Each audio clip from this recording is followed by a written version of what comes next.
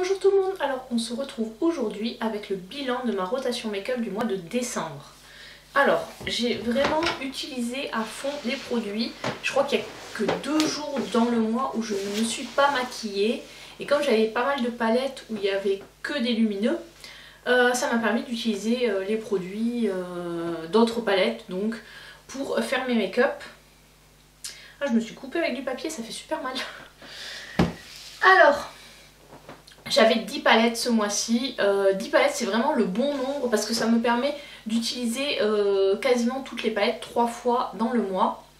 Donc de vraiment tester les palettes.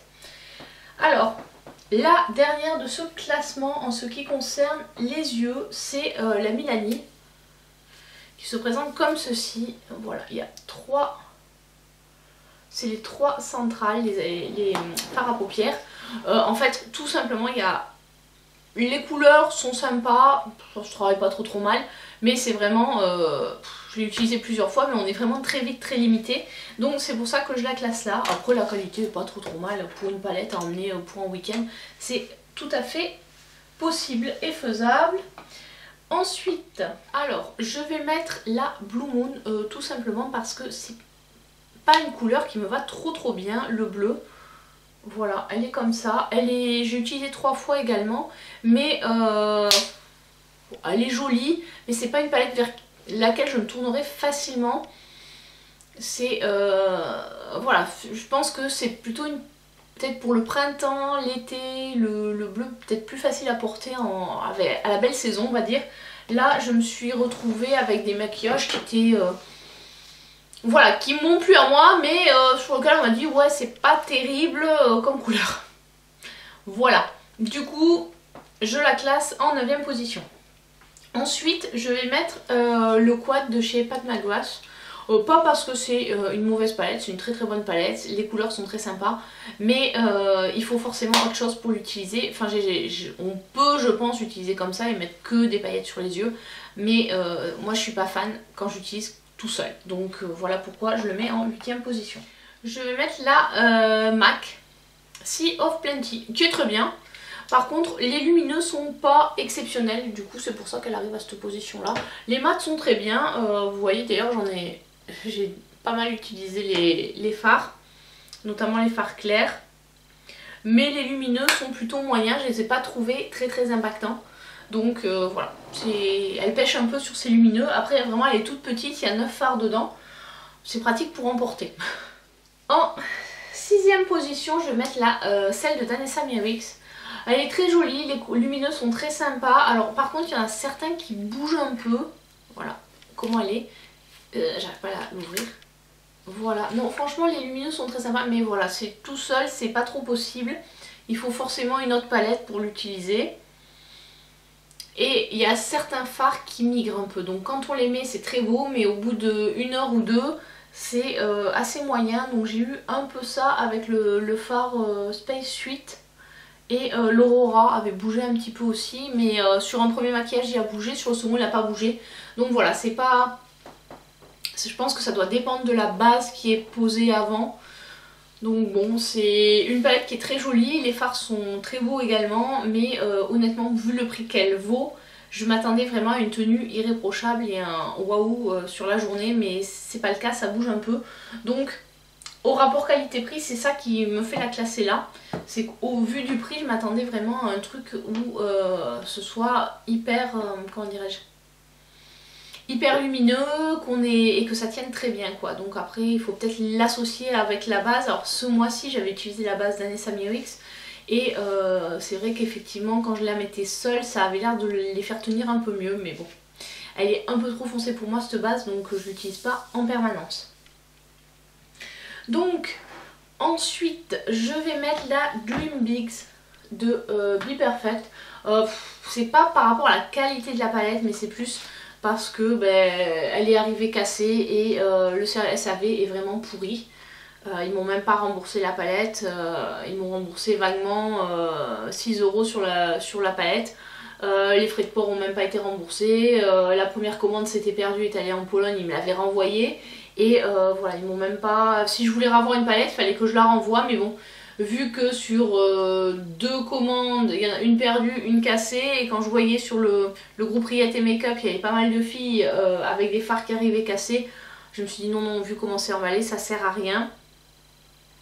Donc voilà, du coup je la classe plus là par rapport à l'expérience avec la marque que par rapport à la qualité des fards, mais je pense que de toute façon, voilà, la qualité des fards, du fait que je les ai repressés, joue aussi, puisque ceux-là sont, je trouve, un peu moins pigmentés et tiennent un petit peu moins.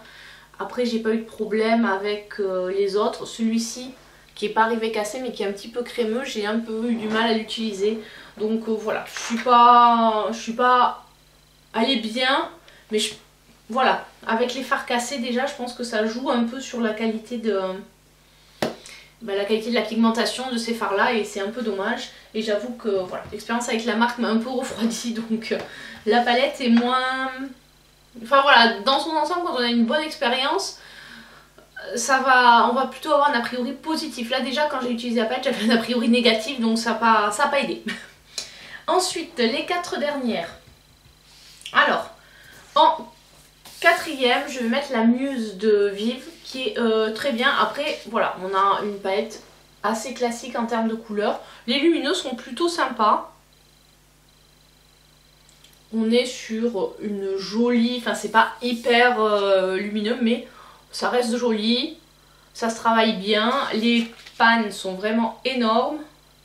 Ça se marie bien avec le quad de Pat McGrath, donc... Voilà, c'est une marque que je découvre et voilà, c'est vraiment sympa, ça se travaille bien. Voilà, j'ai rien de mauvais à dire sur cette marque. Voilà, ma première impression est plutôt bonne. Cette palette est bien. Est-ce que je rachèterai les produits de la marque à l'occasion? Peut-être, pourquoi pas. Après, je sais qu'il n'y a que 2 palettes qui sont sorties. Puis bon, après le reste, j'ai déjà beaucoup de produits, donc... Voilà, c'est pas forcément d'actualité. Les 3 dernières. Alors, on va en 3e position. Je vais mettre la So JD de Colourpop, qui est très bien. Alors, si je la mets là, je pense que... Parce que certains fards ont un petit peu séché, je pense notamment au Diamond, qui est à la base un super choc. Et qui est un petit peu... faudra peut-être que j'y mette de la duraline, mais on a un petit peu moins de pigmentation. Les fards sont bien, c'est pas toujours hyper bien rangé. Les paillettes, oui j'en ai utilisé 1 ou 2 fois, mais c'est pas trop mon kiff. Voilà, non, rien de mauvais à dire sur cette palette, c'est une très bonne palette. Un bon rapport qualité-prix, parce que je crois qu'en plus je l'avais eu en promo celle-ci. Elle coûte normalement dans les 34 $ je crois, et j'avais dû l'avoir autour de 25 ou 26. Bon après si on rajoute le... Voilà, on va dire 25 € avec les frais de douane. Donc la So JD de Colourpop, qui est une très bonne palette qu'on trouve plus. Donc contente de l'avoir eu, puisque c'était une édition limitée. Et enfin, les 2 dernières. Je vais mettre en 2 la Natural Nude, qui est super bien. Je l'ai pas mal utilisée pour faire des make-up nudes, c'est parfait. Make-up de tous les jours, les lumineux sont bien, c'est du Too Faced, donc on arrive facilement, ça se travaille bien. Est-ce qu'elles sont bonnes celles-là? Ah, elle a pas d'odeur. Non, non, celle-ci n'a pas d'odeur. On est tellement habitué à ce que ça sente quelque chose. Non, celle-ci n'a pas d'odeur, mais très bonne palette. Franchement, pour des make-up nudes, c'est parfait. Et en dernière, c'est la Mothership 5. Qui est comme ceci. Donc en fait celle-ci elle était parfaite pour Noël, parce que ce rouge là et ce vert ici, là le vert un peu du grand, et bien c'était super pour Noël. Voilà, j'ai fait mon make-up des fêtes avec, et c'est une super palette. Bon après elle coûte un bras, hein, on est d'accord. Mais voilà, je l'ai mis là parce que pour Noël vraiment c'était la palette qu'il me fallait. J'ai eu franchement plusieurs personnes m'ont dit que mon maquillage de Noël était super et que j'ai réalisé avec cette palette, donc c'est pour ça aussi que je la classe là. C'est vrai que ça va jouer sur, pareil, sur l'a priori de la palette. Quand on vous dit, quand vous utilisez une palette et qu'on vous dit waouh, t'es super bien maquillée et tout, voilà, on rend César, voilà. Donc avec cette palette j'ai eu des compliments sur mon make-up, donc je la mets en première position. Après je sais qu'effectivement c'est une palette qui coûte cher, puisque même en solde, avec les moins de 35%, elle passe à 85 € quoi. Donc Voilà, après c'est vrai que j'ai beaucoup de Pat McGrath que j'ai acheté en solde ou, ou en deuxième main parce que ça coûte vraiment un bras. Voilà pour les palettes pour les yeux. Ensuite on va passer au teint et là ça tombe bien puisque les produits teint c'est du tout en un, bronzer, blush, highlighter. J'ai pris la Hourglass que j'ai testée et franchement elle est bien, mais honnêtement le prix que ça coûte, non. Franchement non, je suis désolée mais 80 balles, 85 balles je crois que ça coûte ou un truc comme ça. Il n'y a rien d'extraordinaire quoi, enfin pour ce prix là elle est bien, oui elle est bien. Est-ce que ça vaut 85 €? Non, non, clairement non. Ça vaut pas ce prix là. Ça vaut pas ce prix là. Alors certes le packaging est soigné, tout ça, mais au final quand on regarde il y a 4 grammes et 4 fois 1,5 g quoi. En gros il y a à la louche 10 grammes de produit. Ah non, non, faut arrêter quoi. Ça reste du maquillage et honnêtement, moi je trouve que c'est trop cher pour ce que c'est. Voilà, j'ai testé à Hourglass, je connaissais pas. C'est bien, mais pour le prix, non, non, c'est comme Pat McGrath, c'est quand même vachement cher pour ce que c'est. Et quant à Milani, du coup, ça on est sur une palette beaucoup plus abordable. Les blushs sont sympas. Après celui que j'ai moins aimé c'est le bronzer là-dedans. Mais bon là on a, je crois que je l'ai payé 16 € quoi. Et là vous avez tout, vous pouvez faire maquillage des yeux, maquillage du teint. Voilà, que demande le peuple? 16 €, 85. Ah non, voilà. Donc la Milani arrive devant, bah ça c'est juste au niveau rapport qualité-prix. Je suis contente d'avoir testé la Hourglass, je vais l'utiliser, je vais la terminer, mais c'est certainement pas les produits que je rachèterai, à moins vraiment de trouver des super promos, et j'en sais rien, dans les 40, ouais maximum 40 € une palette comme ça. Parce que je veux bien la marque et tout, mais non, 85, non c'est beaucoup trop cher. Et pour finir, mes rouges à lèvres, donc j'avais pas mal, j'avais 2 rouges à lèvres, les deux Sailor Moon qui sont très bien, qui tiennent très bien et qui me dessèchent pas les lèvres. C'est des Ultra Bloated Lip de Colourpop, donc j'ai la teinte Usagi et la teinte Bunhead, donc très bien. Les gloss, je suis pas trop convaincue par le système de pinceau en fait. J'aime bien les gloss, mais le pinceau je suis pas fan en fait. C'est un pinceau un peu comme ça, je sais pas si vous verrez. Et ben ça j'aime pas, je suis pas fan. Donc après les gloss sont bien, la couleur est bien, mais l'applicateur j'aime pas. Mes Lancôme, pareil, ils sont très bien. Mais honnêtement, je trouve qu'on trouve des gloss bien moins chers pour et équivalents. Donc c'est pas. Ça c'est. Voilà, je rachèterai pas ces produits là. Je les ai, je vais les utiliser, mais c'est pas des produits que je rachèterai. Surtout qu'à côté les Kiko sont presque, j'allais dire, mieux. Et ils coûtent beaucoup moins cher. Et enfin les Yves Rocher, bah là j'ai mis un Yves Rocher du coup pour parce que celui que j'ai mis tout à l'heure était parti puisque j'ai mangé entre temps. Donc j'ai déjà tourné une vidéo avant celle-là. Donc voilà, ceux-là les Yves Rocher sont très bien, ils sont un peu nourrissants, c'est quand même facile, vu que c'est des crayons, c'est facile de bien dessiner ses lèvres. Donc voilà, là je porte celui-ci, après j'ai surtout porté celui-ci, celui-là je le trouve un peu trop clair. Du coup là il sort avec la luminosité, celui-là il est rose en fait, mais on le voit un peu abricot, mais en fait c'est un parfait rose clair, voilà.